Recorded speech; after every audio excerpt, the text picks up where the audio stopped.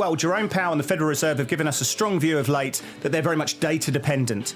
And that suggests this week's US CPI print could be very important to financial markets.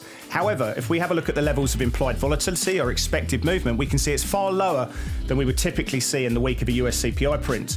Now, part of that's down to the level of conviction the market has that the Federal Reserve are in a pause in their hiking cycle. If we have a look at the rates pricing, we can see just 3 basis points of tightening being priced in for the 14th of June FOMC meeting. So the market's saying the barriers to hike again are very high indeed. Now, what's expected from this release? The market's expecting 5% on the headline CPI year on year. That's unchanged from the prior month, and 5.5% on the core mean. Now, if we have a look at the sort of internals, and we can look at autos, we can look at shelter, we can look at core services ex shelter, and they will matter. But I think from a very simplistic perspective, the market needs to see a shock to the system to cause that rates volatility coming through.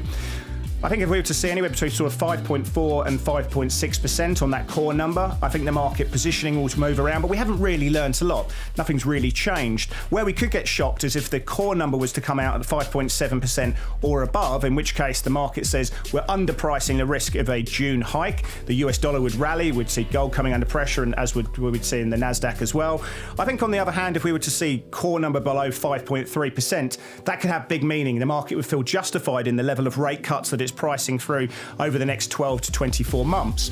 So this is a big event. Potentially the market's underpricing the risk of volatility. It's time to put US CPI numbers on your radar.